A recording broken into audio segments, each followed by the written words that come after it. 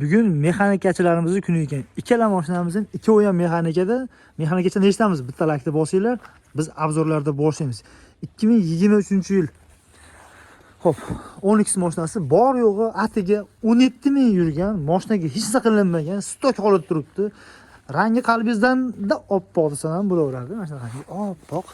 O'sha oqarib ketgan, ishqalagan sari faqat oqaradigan mashina ekan bu mashina. Xo'p, chista haqiqiy mexanika 17 ming kilometrda faqatgina benzinda yurgan, metan yoki bir nima deydi? Propan ishida qo'yilmagan mashinaga eng qiziq joyi ikkala mashina ham hisob ma'lumot shu tarafga turibdi.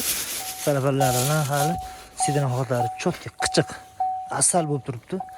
Endi bitta bagajlarni ochamiz, oldilarni ochamiz. Sizga buni bitta ko'rsatamiz, narxini aytamiz. Eng qiziq joyi narxi.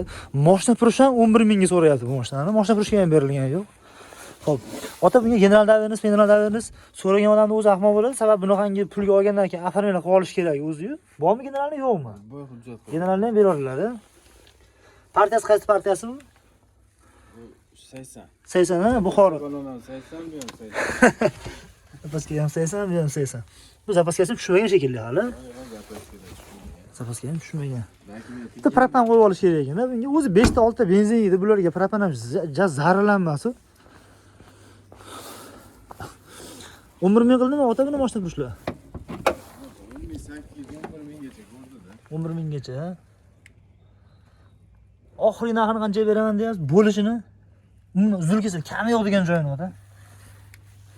150 ga beraman. 11.150 dollarga mana sizlarga 2023-yil nimani 10X ta mexanikasini izlab yurgan obunachilarimiz bo'lsa,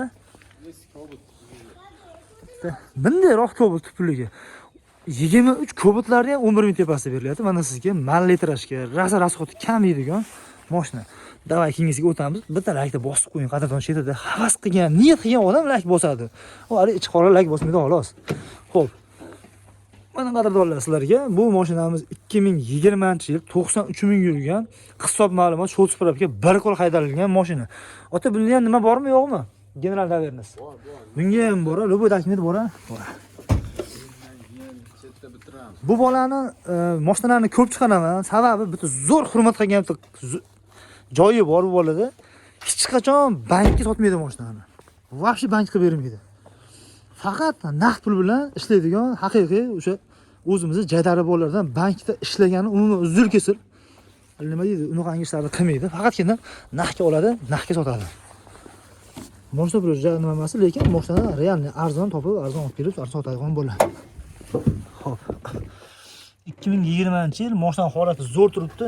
Motori ochilganmi, ochilmaganmi buni? Motorlari hali kulish tegmagan. Motorlari hali kulish tegmagan. Holati va qichiq turibdi. Pakelni propan, metan ekan-a? Pakelni metanlarda.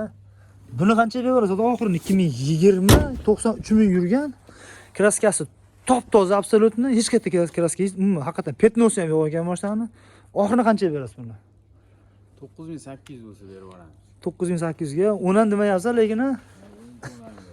Ammo lekin bular 12, 10 sotilyapti lekin bozorda ham. Ya'ni savdosi shunaqangi bo'lyapti, 10200 gacha bo'lyapti. Bagajni ham ochib qo'yibmiz. Ko'rsatmabmiz. Buni metallari bor. Xo'p, temir metal ballonlargacha bor ekan buni. Turgan adreslari ikkalasini ham qo'yqonda hozir pastga egana raqamlarni yozib qo'yaman. Biroq Honda raqamlarini kelasiz, ko'rasiz. Mal keladi, xudo xolasa. Gazni bosib minib ketaversangiz bo'laveradi. Mening salonni juda tanishtirib o'rnadim bu mashinani. Salon holatlari 93 mingga javob berib turibdi. Bemalol sizlar ham kelib, ko'rib, tekshirib olsalaring bo'ladi. Mashina yangidek, bu ham stok holatda ekan, faqat qo'yilgan narsasi medan xolos ekan. Bosinglar bo'lmasa qadrdonlar.